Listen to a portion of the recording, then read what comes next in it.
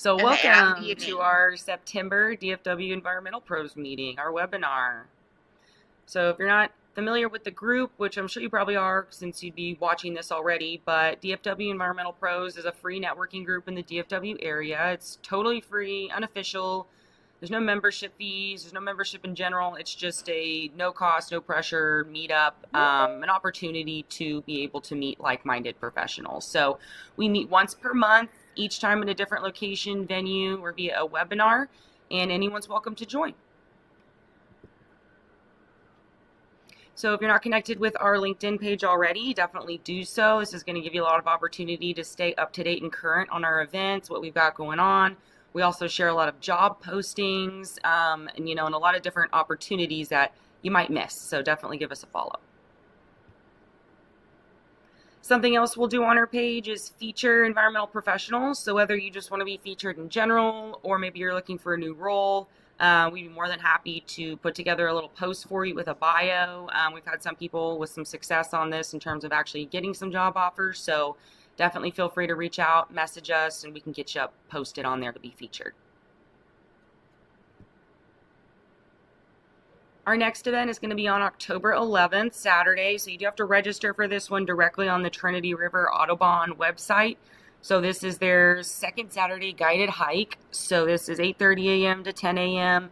And I think it's about $15. We do have to, each pay our own way to get in there, but really cool event. So definitely feel free to get in there and register for that one as well. And last bit of news, we're still pending additional information, but I know that they're working on printing our sign. So we have adopted a portion of the Trinity River for cleanup. So we'll have our own little sign there, as you can see pictured with the mock-up. This is actually behind Greenwood Memorial Park, so you can kind of see our strip highlighted there. So we've got a pretty nice chunk, and basically I think we have to pick up like 200 pieces of trash each year and document it on their app, which will be very doable. So soon enough, we'll have some more information on that in our first pickup event. And without further ado, we'll hand it over to Heidi, who's going to be talking about recent bird strike research and policy. So we're really excited to have Heidi give us the rundown, kind of peek behind the curtain on a lot of the, policy measures and research that's in place. So I'm going to go ahead and let her take it over. Amazing, thank you. Now, if it will let me share my screen, that would be pretty fantastic. Oh. Okay, let me know when y'all can see it. Fingers crossed. Yep, sure can. Any luck yet? Yes, we can see that perfectly. Ooh. Okay, amazing. One of my screens went blank, so that's fun. Anywho, hi, my name is Heidi. I have been doing bird window collision research and advocacy, both from the collision monitoring side and prevention side since like 2003. So it's been a while. This presentation is not my normal deck, but because there's so much happening in this space, both in terms of research and policies, just going absolutely mad right now. It's fantastic. I'm going to try to get as much Texas content emphasized as possible because I am homesick, very much a homesick Texan. I've been away for pretty much 10 years now, and it's cold here. So the flip side, though, is Michigan does have a lot of really active bird conservation groups that are not as, I don't want to say Texan in opinion, but hats off to y'all. It's not the easiest place to be doing conservation work. Anywho, if y'all need a CEU, this has been presented in CEU format. I was not intending for that today, but we're going to look at how sustainable design is not necessarily always sustainable because some of those inherent goals actually do end up leading to higher risk designs than regular construction. We can look at how to integrate bird-friendly practices into existing goals for structures. And because I realize that y'all are not all architects, we can also just talk about how this looks from the normal civilian viewpoint, and how to address bird-friendly design either from scratch or as retrofits. Um, and of course, you have to understand um, how and why it happens to begin with, which honestly, birds will hit literally everything. So looking at how that plays into the structures around us and the solutions that can be used is kind of the starting point. So for collision basics, unfortunately, um, the things that keep the planet around us spinning and cycling are the very things that we accidentally destroy. So when I'm trying to work with architects and other folks who are trying to cater to clients who are just looking at a budget, and if they're not in a place with code that requires bird-friendly design, um, you kind of have to just talk about coffee, because when birds hit windows, like 50% of the birds that are hitting our windows in North America are the same birds that will end up wintering in Central and South America eating coffee crop pests. So basically, every time a bird hits your window, there's a 50% chance that an extra drop of pesticide is going into your coffee because that bird is not down there doing pest control. So between that and bird watching, as a Texan who grew up outside of Houston, I was so spoiled. um, like the entire state of Michigan doesn't even have 400 species of birds, and I wasn't really able to bird as much as I had hoped while I was still living in Texas, but like my list for Texas was over 400, and that was anyway. So all of my money goes towards bird watching, so I single-handedly keep the ecotourism industry going as much as I possibly can. But sometimes as a field biologist, it's a shoestring budget. But yeah, it's strange now because I actually work for a glass company as a technical advisor, which means I get to coach people through making better decisions about their glass. But yes, the TLDR is that birds are valuable in a lot of ways, and they are everywhere, literally everywhere. We do often like to reduce migration to these very crisp migratory corridors, but even from year to year, those paths can shift by hundreds of miles depending on weather systems. So if someone says that they don't need to build, a bird-friendly structure because they're not on a migration path, like unless they're in Antarctica, they're on a migration path. So there are higher risks in geographic pinch points, and there can be elements where structures are at higher risk because they've got good habitat around them. Trinity River Audubon is a great example. That structure is one of the earliest I think it was the earliest in Texas, but it was one of the earliest buildings that tried to incorporate early best practices. We learned a lot from that structure. But the point is, anywhere there's glass and birds, that's where risk is. And the only thing worse than glass is cats, and cats are out there trying. So it's worth keeping that in mind. So unfortunately, right now, the best estimates put annual bird mortality in North America above 2 billion birds per year. And if that sounds high, the average low-rise building is killing about 25 birds per year. There are a lot of low-rise buildings.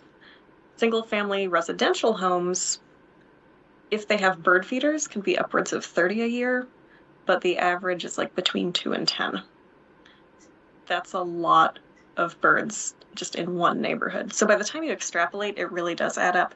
The problem is that most of the publicity comes from these high volume, high profile, just very iconic collision situations, like was it Galveston, I think 2017, and then McCormick Place in 2023. Like you have these mass collision events that are often due to light conditions, which we'll address that in a bit. But because those get the most publicity, everyone's like, oh, it's the skyscrapers that are the problem. But like, actually, not really. Like they're not off the hook, but they are not going to be the solution that actually fixes the problem.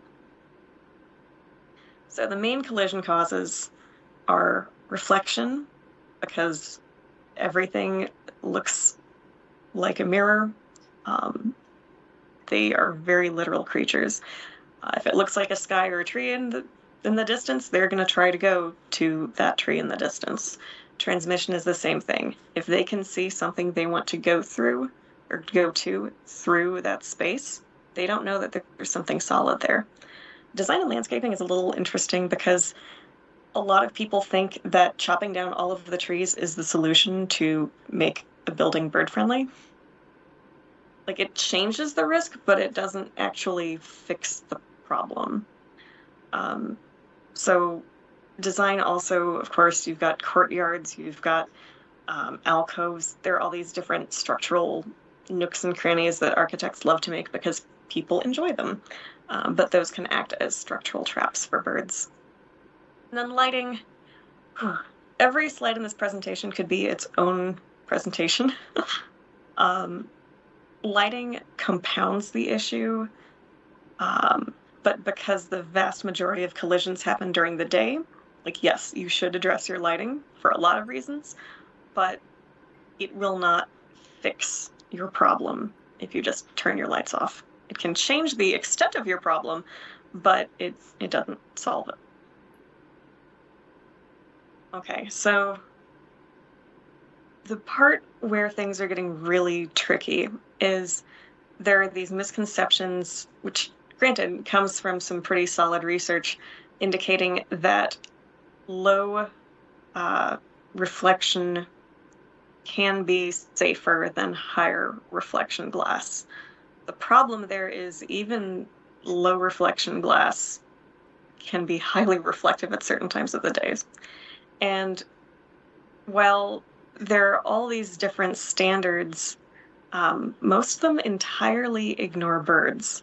They're pushing more light transmission because daylighting is the goal for everyone. You want more visible light transmission, more glass, more and better landscaping, because biophilic design is a thing. Like, it makes people happy. You want to be in a space that feels good. And of course, more glazing and more daylight go hand in hand. And so there are these really fantastic designs, multiple window walls, maximizing daylight, reducing artificial light. Like, you end up with green designs that have way more glazing than traditional designs do, which of course make it more high risk for birds. Like LEED, you can max out your LEED points with glazing, which the more glazing you have, technically the higher risk it is. In a case like this, I don't know where this building is, but that is a dangerous building, especially as those trees mature. That is going to actually attract more birds as time goes on and will increase the problem. And it's not like this is new information. There's been a whole slew of studies starting in 2009 indicating that the increase in glass area does increase bird collisions. Of course, this is under the assumption that the glass is not bird friendly. And this is my reminder to take a sip of water. Do any of y'all have an idea which side has more collisions, the building on the left or the right?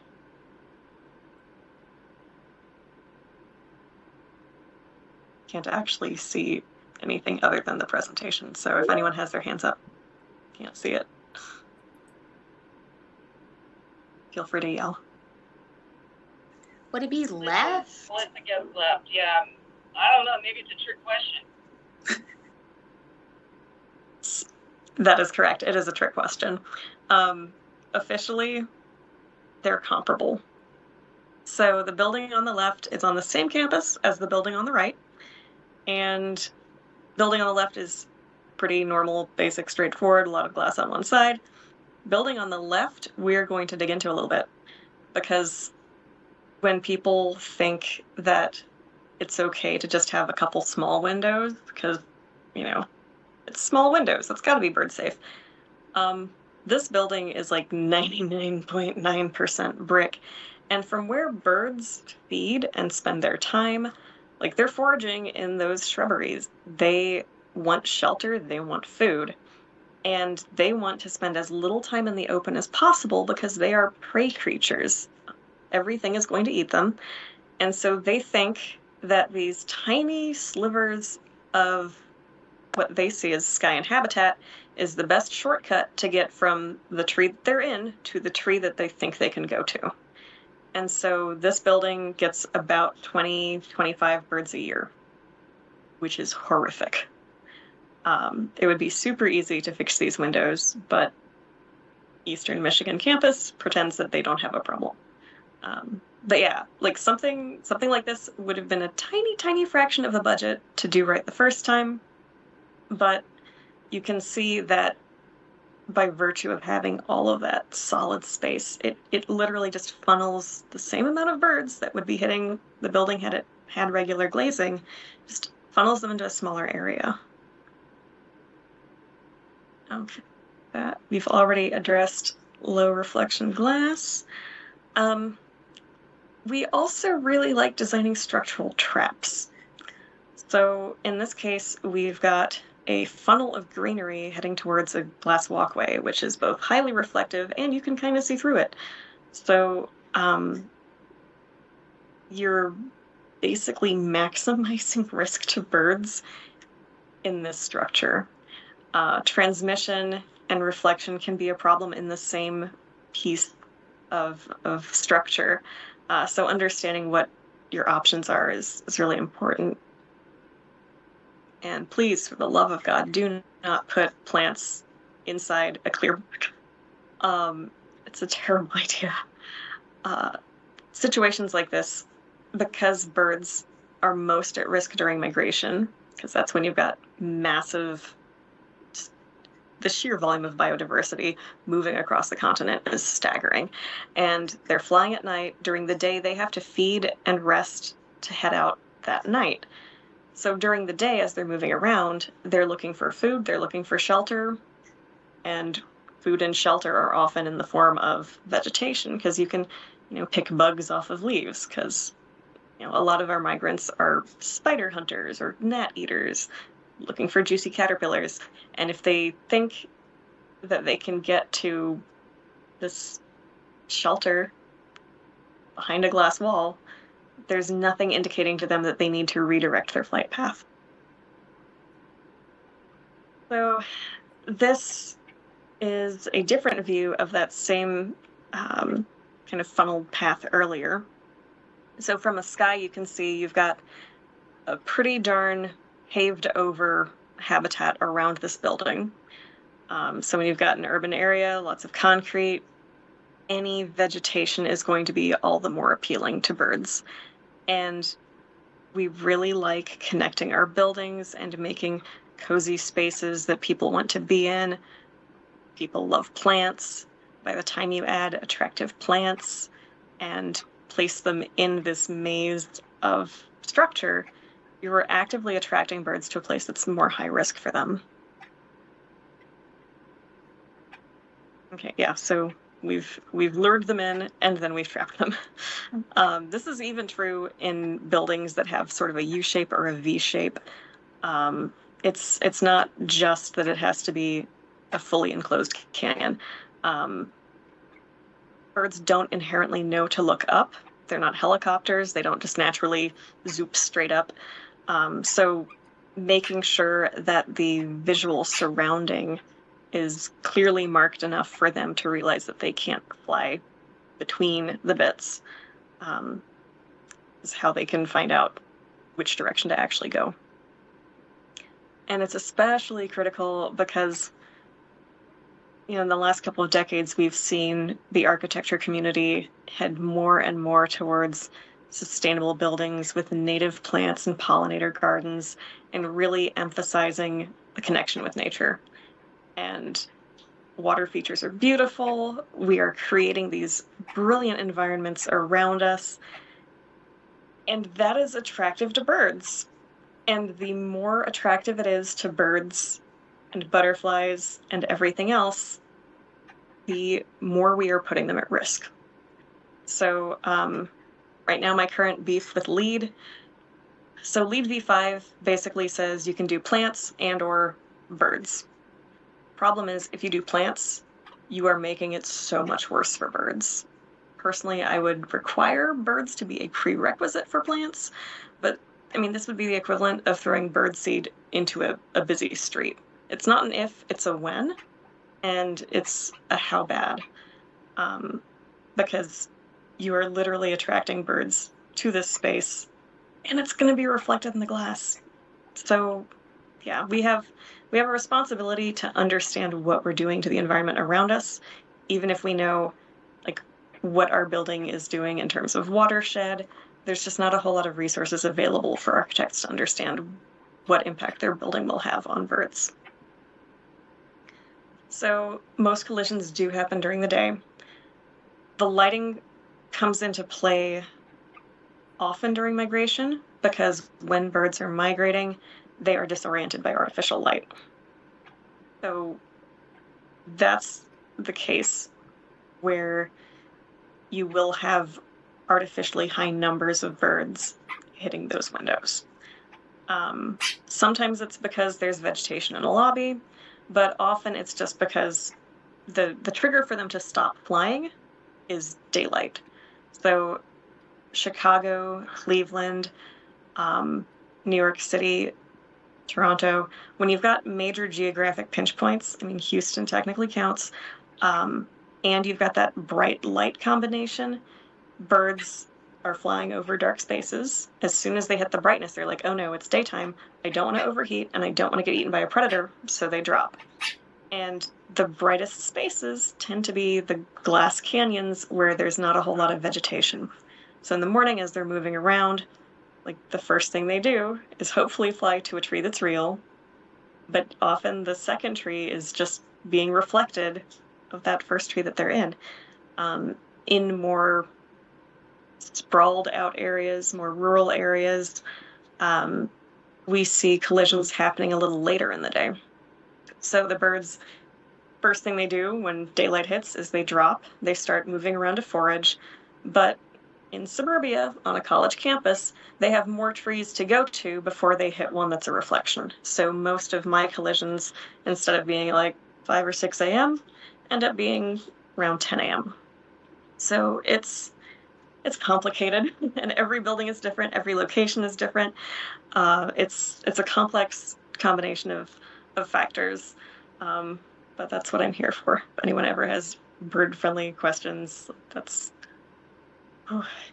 don't go alone. We've got resources for you. Okay, so that covers our collision causes. Of course, there's high performance reputation that is at risk when you've got a lot of collisions. Like LEED buildings, if they don't do the bird credit, can just be absolutely devastating for bird populations. And this is really awkward for architects because like they've just built an amazing building, but they didn't fix it right first time. So they actually have to go in and retrofit. And when you're doing retrofits, you have way less aesthetic control, way less control over the cost.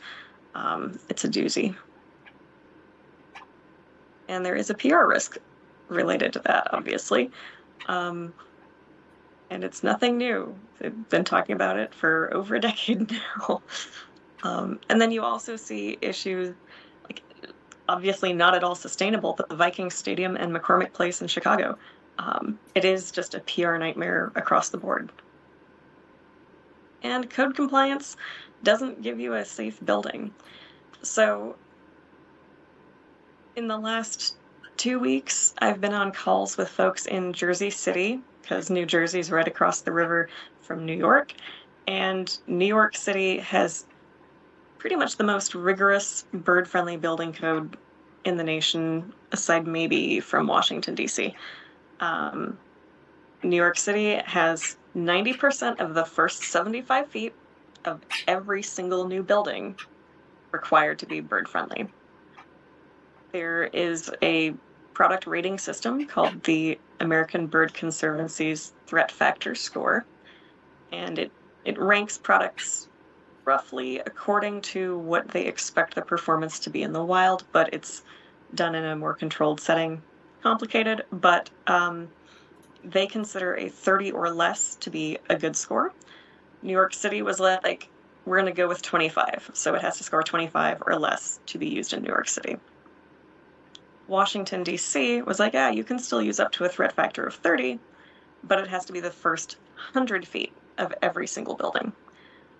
There are, of course, exemptions for like historic buildings that are being renovated, but most renovations even, I think New York requires bird-friendly glazing to be used if 90% or more of the glazing is being replaced. Some of them it's only 50%.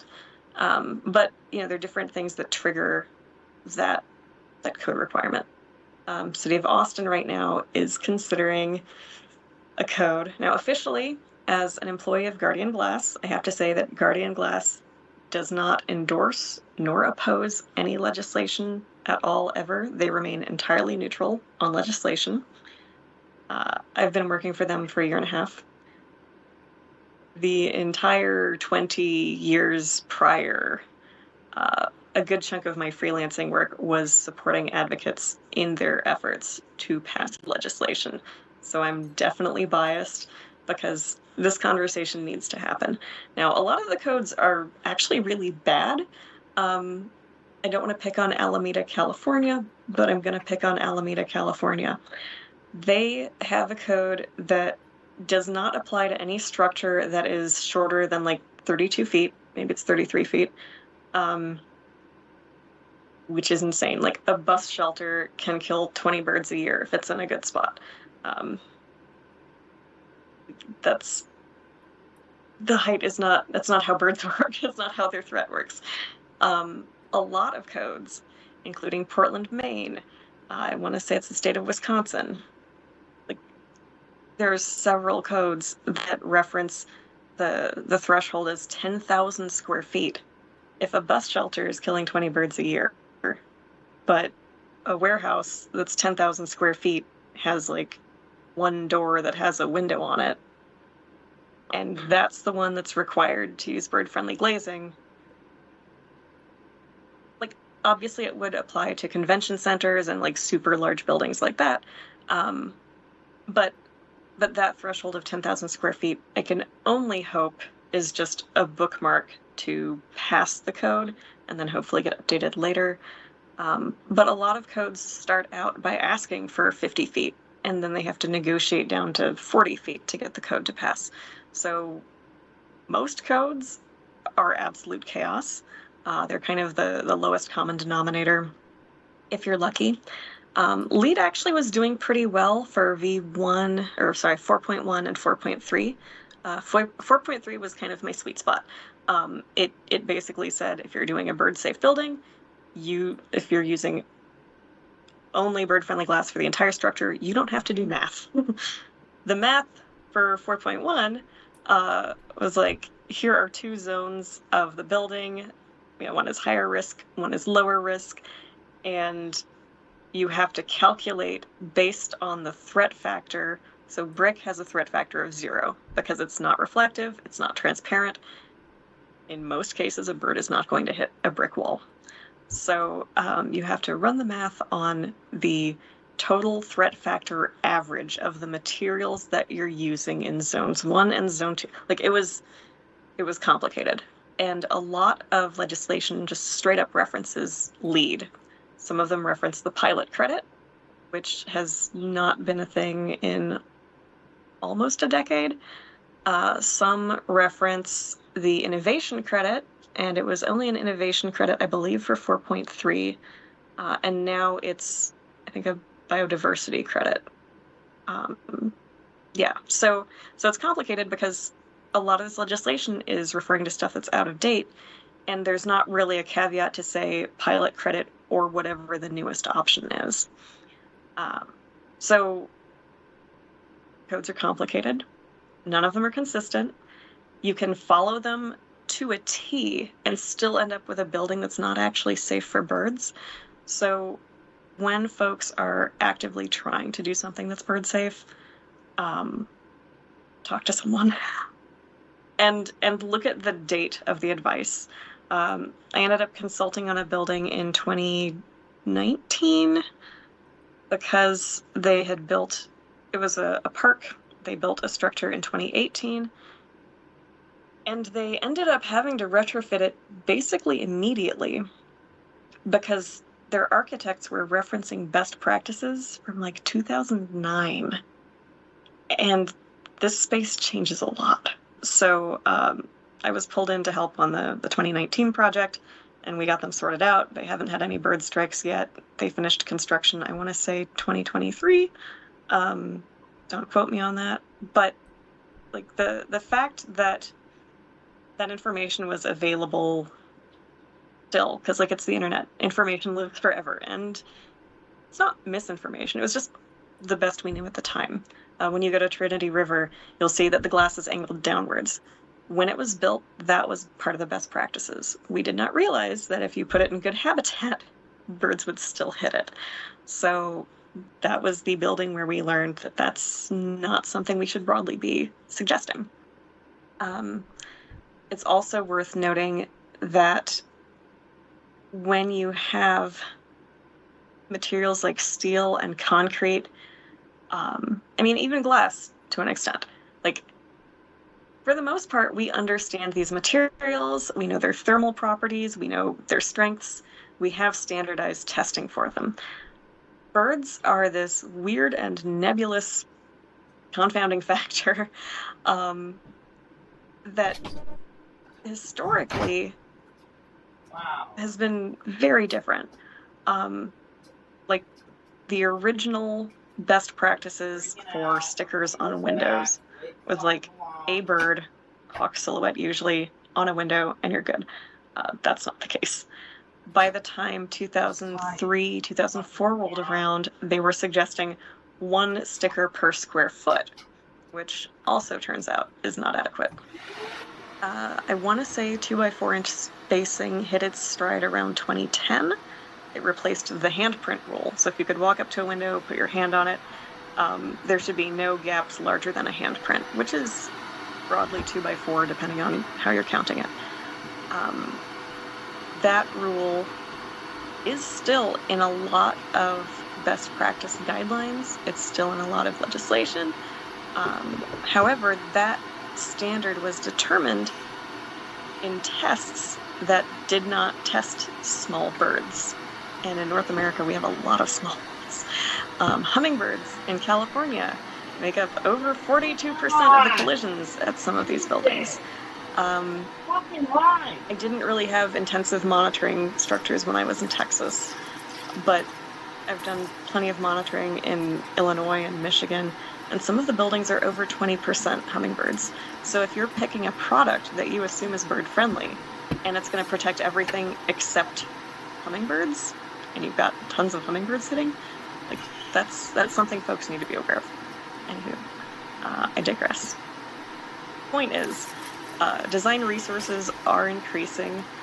We can build bird-friendly structures either with the materials that we have now. Passive House is fantastic because they love structural shades, so you're essentially covering your window. You can use whatever glass you want, but because you've got it covered for shade purposes, you're also just inherently changing the way birds are seeing the glass. You can also use insect screens on the outside of the glass, and that can count as bird friendly. So resources are out there. Now for solutions, there are a bunch of different combinations for the ways that materials work. If you're optimizing for solar heat gain management, there are things that are kind of more tailored towards that. If you have occupants who absolutely do not want to see anything on their windows, there are options for that too. But the point is that you have to do something, because if you don't, the people who have to deal with the absence of action are going to take it into their own hands. No architect wants to see this on their building. But this is what the people started doing. Like the building, I don't think had even been open for a month. But if you open your building during fall migration, some of these buildings are getting a dozen birds a day. So just being aware that doing it right the first time is going to save a lot of money. It's going to really help your aesthetic control and your budgets, because going back and fixing things post-construction is very, very expensive and looks hideous in the meantime. So case in point, Chicago's McCormick Place dropped $1.2 million to fix a side of their building. They didn't even fix the whole thing. They left a walkway exposed, and that walkway is still getting about 30 birds per year.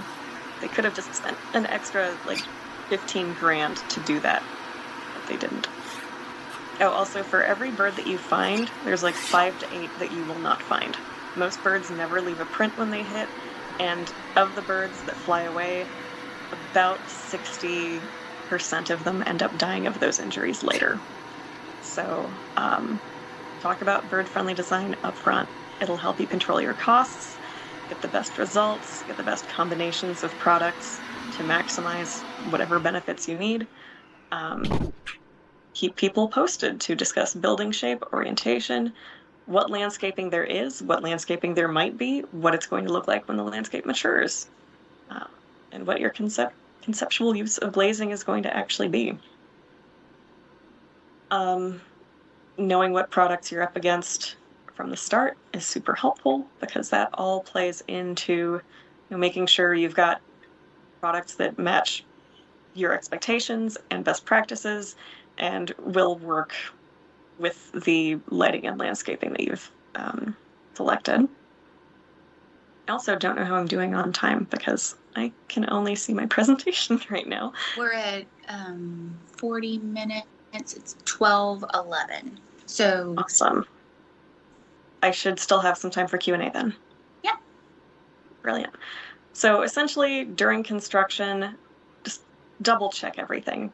Again, as soon as you have the inkling that bird-friendly materials should be part of a project, new or existing, just double check with someone.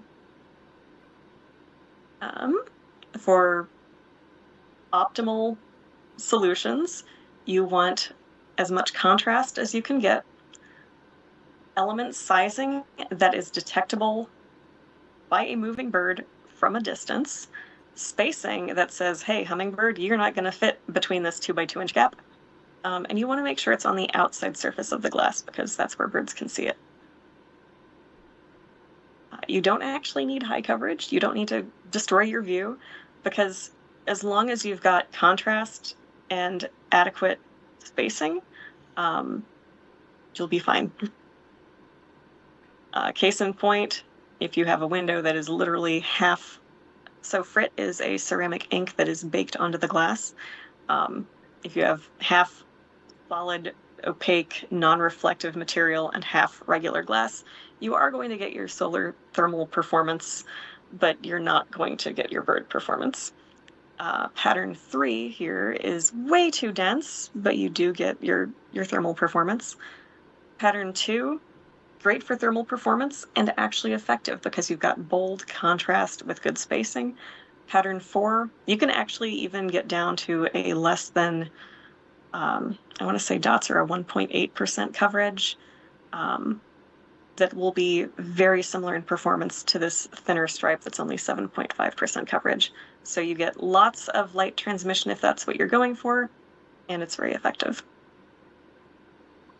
For the actual glass, I mentioned aftermarket fixes. The easy DIY for folks at home is literally a white oil-based Sharpie marker, and you can either do vertical stripes, horizontal stripes, just every 2 inches, something.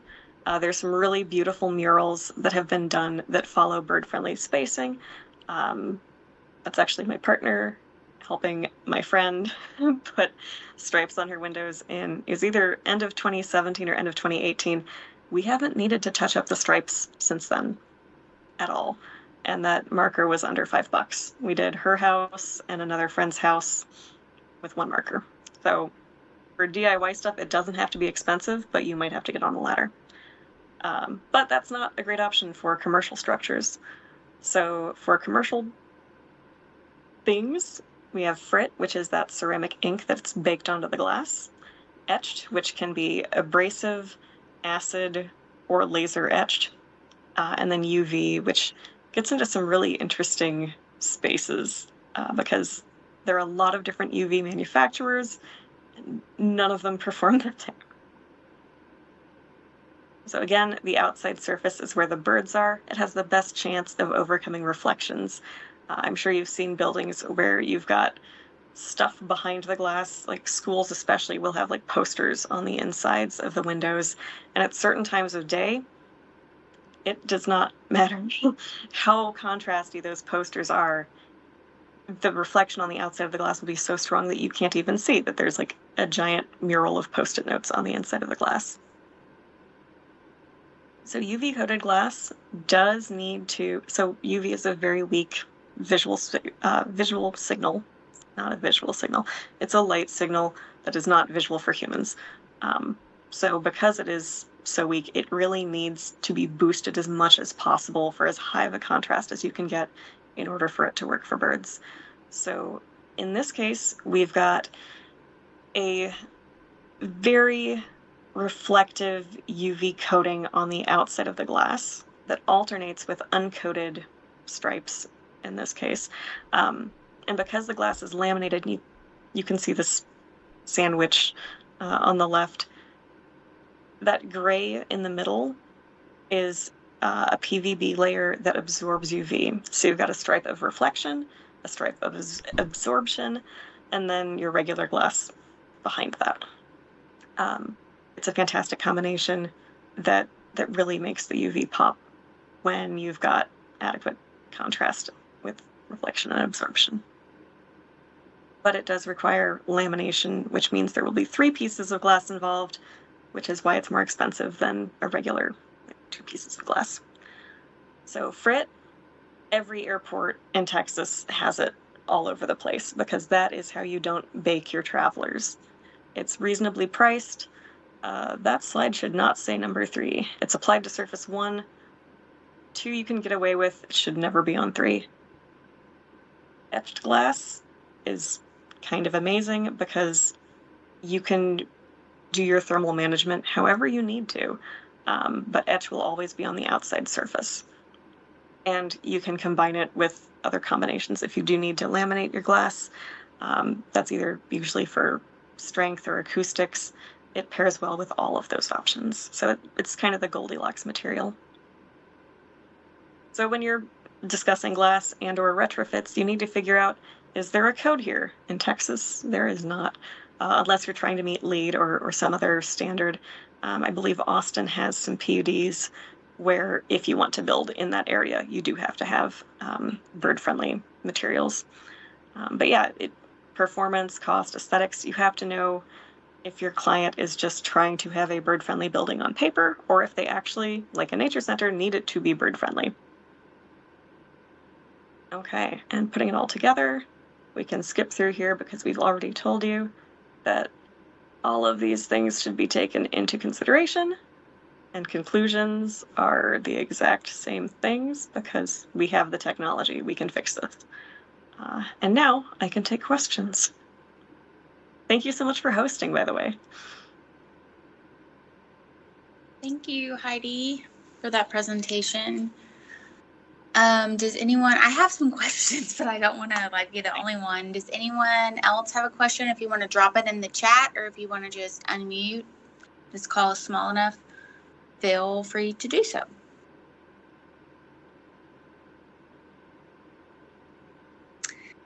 And this is your contact information, Heidi, if anyone has any questions or wants to have you look at a project or job or anything of that matter, correct? Yep, and the nice thing is because I'm not freelancing anymore, as long as it's new glass, we're good to go. If it's a retrofit, I will probably point you in the direction of trusted people who also know what they're doing. I won't point you in the direction, that's for sure. But Yeah, always happy to answer any questions, especially when it comes to code and policy, because none of it is straightforward. Okay, since no one else is asking, I guess I'll go with my list of questions. So we did an event a couple of months ago where we did like a bird survey, where we did a collision survey in downtown Fort Worth, because we have something called like Lights Out Fort Worth. Yes, I love Mei Ling. She's great. Okay, awesome. So I think it's called and sorry if I'm saying it wrong. I think it's Lights Out DFW, and I know they do it in the city of Dallas too. And I've been seeing some news posts on the city of Dallas looking into like bird friendly retrofits, or having meetings at City Hall about it or something. But I guess like, even as a biologist, I don't know a lot about bird friendly glass. Like, I did not know. As I'm sitting on my front porch, I'm like, oh, there's multiple windows. So if I don't want to paint on like the Sharpie marker, like my glass has panes, right? It has 4 panes. But what does like the normal person do? What can we do anything to help? I've never seen any collisions, but obviously, like you said, we don't see them all. So that's kind of my first question. And kind of, what is glazing? I mean, I'm assuming glazing is just like that finish that is with the reflection. Glass and glazing is kind of interchangeable. Okay. It's just whatever the outside of a building is that is not like brick and mortar. Anything that is glass or glass adjacent. There are a couple different categories of types of outside glass things. So like a brick building with glass windows in it versus like an entirely glass outside. All of that falls under the glazing category. Okay. I'm going to drop a link into the chat for you. If the chat will load for me, that would be helpful. Why is it doing that? I've never had the chat not load.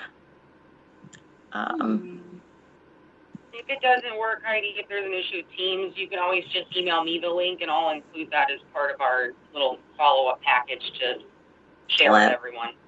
Excellent. I thought we also had, if not, justsavebirds.com. There's a tab that says handy tips. It does not yet include a product called Bird Divert, which is very expensive, barely visible, seems to do okay, not as well as doodling on your windows would, but it does cover some of the options. There's a product called Acopian Bird Savers. It's basically nylon paracord hung every 4 inches in front of the glass. A lot of folks seem to like that. They can kind of get away with 4 inches when the glass is reflective, because then it looks like there's more cords than there actually are. If the glass is very transparent, then you probably want to put them closer together. But about DFW, I am so excited to see everything that's happening there. When was I in Dallas? First week of August, maybe? I love the fact that I can infiltrate the glass industry like this. My coworker is a delightful fellow who has been in the glass industry for about 15 years. So when we were down there for meetings, I was like, hey, Steve, we should go walk around the Dallas Convention Center. Totally not setting him up to look at all the bird prints on the glass or anything. We looked at all the bird prints on the glass. We connected with Mei Ling and walked around the convention center, took a look at some of the other buildings, and that hotel walkway that connects, is it the Omni to the convention center? I don't remember. I want to say it was the Omni, but whatever hotel is connected to the convention center proper, we walked underneath that walkway, and he was just like, how are there dead birds everywhere? You said it's not even migration. Like, yeah. When you have a dangerous building, it's going to be dangerous year round. But it's great because, he's a burly dude in the construction industry who walked into our meeting that afternoon, was like, my God, I had no idea there were so many birds hitting, there were just, prints all over the glass. And he's been in the industry for over a decade, and he looks at a lot of glass, and he'd never noticed the dove prints before. So yeah, I don't think he's going to unlearn that anytime soon. And I think it, because he was the one telling the architects that experience, they're going to be aware that, like, hey, if the glass company is worried about you making them look bad, like, be careful. So yeah, it's really cool to see that happening. I went to college in Illinois. When I got back to Texas in 2006, I had actually called up Houston Audubon and was like, hey, bird collisions are a thing. Can I like volunteer for Houston Audubon to like do window collision stuff? And I was just straight up told it's not a problem. But like I grew up next to NASA, and they had people who would sweep up buckets of dead birds, like buckets of indigo buntings, buckets during migration. Like that's not normal. That's not okay. We're literally running out of birds. And you're like, it's fine. Yeah, I guess like I'm looking for the silver lining or the hope, because I mean, like you were saying with the legislative changes and everything like that, and them trying to like with the redefining of take or removing of take from the ESA, and you just think about we're in peak fall migration time or right on the cusp, and it's like in Texas, how do you? Because I feel like developers and all of that kind of want an answer that's not going to be that costly, super complicated. And it's like, I don't feel like there is that answer. So, I mean, part of it just has to be a shift in expectation, because right now everyone assumes that glass is entirely invisible, and that is just the way it's going to be. Meanwhile, if you go to an airport, like, there's dots and stripes all over the windows depending on which place you're at. LAX has some really beautiful patterns. It's kind of like a herringbone design, but it's stripes that are about an inch wide. Again, little fine herringbone print, and those stripes are every like 8 to 10 inches and only on parts of the building. It's like, if we just embraced that pattern can be part of the design, because as soon as you say that, like, oh, this is for birds, the pushback is absurd. But if you call it a design feature, or it's there for thermal control, then suddenly everybody loves it. A lot of campuses have had to argue because birds don't fall under any of these sustainability grants that they can get, because birds are not rainwater management. They are not energy conservation. I mean, technically they're compostable, but they're not really part of that kind of education program. And biodiversity doesn't usually get any attention from sustainability grants. So they end up going to art grants and saying, hey, we're going to do art on our windows. It's just going to be very strategically spaced. And that's kind of the workaround to get funding and acceptance for a project, because, like, why would you hate on a mural that's going to look gorgeous? Right. Cheryl, did you have a question? I saw you unmuted your mic. No, this is just very interesting, and I want to thank you very much. I mean, thanks for being here. I have birds, and I chopped down a tree, and my granddaughter let me know the doves flew away, and she was very upset. But I've got 10 more trees, so they found other nests. So this is very interesting, and I'm glad that you went back and said sustainability, because I was thinking, our big corporations are not going to change what they're doing in their design structure for windows. We really don't think about birds. That's why I attended. I wanted to understand a little bit more about this, because it's something I don't know. And they're really not. But if you make it fall under the design structure and it looks better, but don't you find that when you're going to do the design structure, it's more in your artsy districts? Or do you see that in some of your big big downtown areas.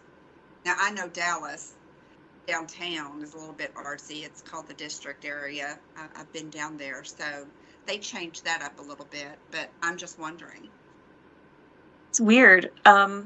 Most of the art stuff that we end up seeing is from college campuses. Yeah. By the time you're looking at just straight up building design, it ends up being downtown New York City. And then they don't go with anything artistic. They just get whatever print is either cheapest or looks best, depending on what they need for their project. I am really proud of them though, because they'll mix and match and have, UV on the storefront ground level because they want people to see into the shops, and they'll have, frit or etch on the higher floors because it's offices. Or they'll have high-end apartments with UV so folks looking out can have an uninterrupted view, and they'll use frit or etch on the ground floors because that's not where the most of the money is coming from. So it does end up being almost across the board the campuses that are connecting with the art folks. Yeah. I do want to say though, I'm proud of your granddaughter for noticing, and if you ever need to distract small children, sliding glass doors and paint markers, like you might need to use an alcohol-based wipe to clean off the Sharpie. It's pretty easy though, but it's an excellent way to distract small children. Oh, Keeps them busy, like you just got to make sure you cover every square inch. well, this granddaughter, we call her one with nature. A Aw. cardinal. We have a picture with a cardinal in her hand. Wow. She loves nature and birds, yes. Excellent. Excellent. Well, if she ever has any questions, keep me posted. Because I've been She wants to get in the environmental field, she told me yesterday, so I'm happy about that. amazing. Yeah, so I've been entirely obsessed with birds since I was 7, and I always knew I wanted to do something with birds, and I kept trying to do stuff with live birds. Like I did field work, I've worked at zoos, like you name it, I've volunteered with wildlife rehabbers. But you can't get away from window collisions. They're everywhere, and you can't unlearn this. So even when I tried to get away from birds, I worked at libraries, I worked at tech startups, worked the front desk at a little tiny nonprofit clinic. It's everywhere. So I was still consulting on the side for every other job that I had because, after a while, you can't not be involved in this. But yeah, I don't know that 7-year-old me ever figured that most of my work would be, for one, picking up so many dead birds in the name of number 2, coaching architects through making better buildings that will inherently be saving dozens to hundreds of birds per year for the entire life of the building. So it's a weird perspective, but Thank you, Heidi. This was interesting. I appreciate it. thank you for being here. It's nice seeing you. Oh, well, thank you so much, Heidi, for coming to give this presentation. We really enjoyed it. Thank you for hosting. Yeah, and Abby too. I know she's on the road. Abby, do you have anything you want to say?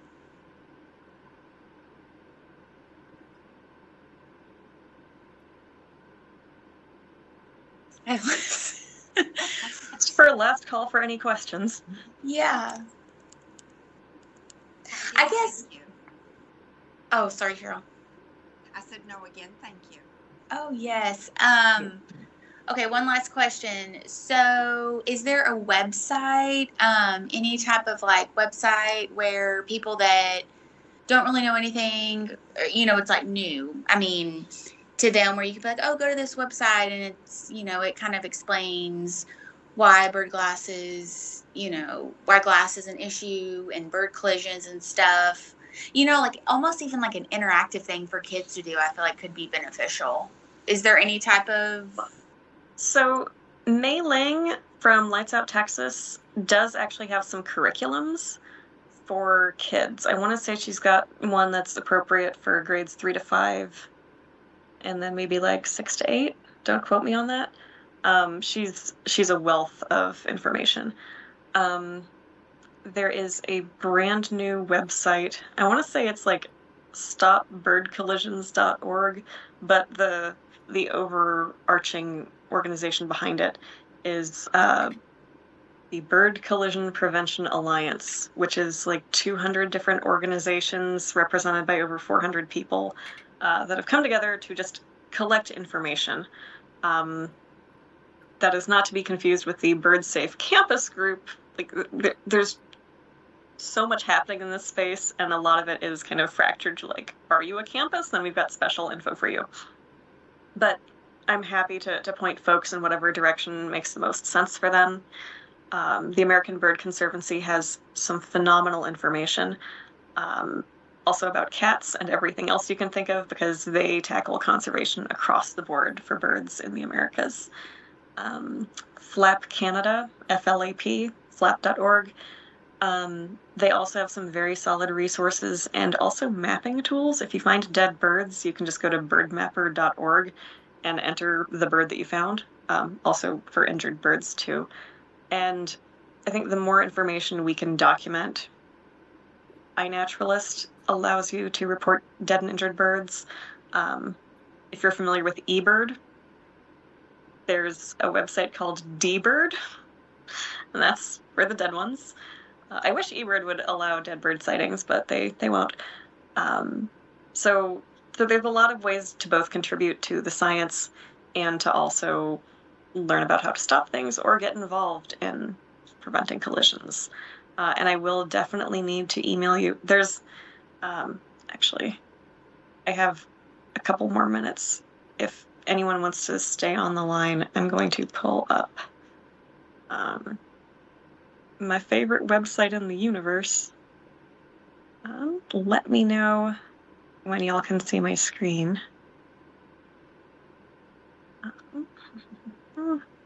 We can see it. Amazing. Okay, so one of my colleagues just spent over 3 years putting this tool together. It is the Guardian Glass Visualizer, and so you've got this little option down here to view spandrel, which lets you change the non-vision part. Let's make that very contrasty. So you can basically change the vision glass and the like decorative glass and compare side to side, like what's what. But the bird-friendly option is brilliant because it lets you compare, say in this case, etch on the left and let's say surface 1 frit on the right.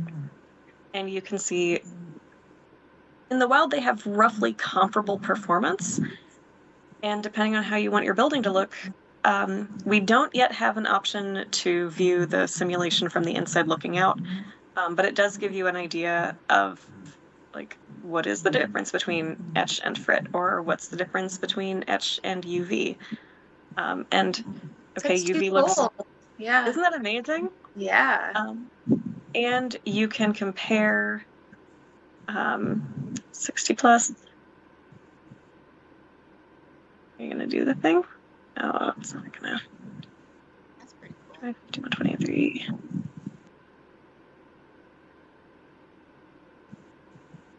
So some of these products will make the stripes pop more or less. So you can play around with, because also depending on the thermal performance needs of a building, like you can pick your core. It ends up changing the color of the glass.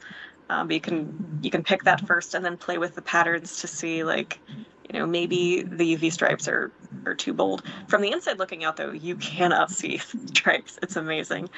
Wow. But yeah, there's so much to play with here, and architects are really scared. Like, what if it makes their building look bad?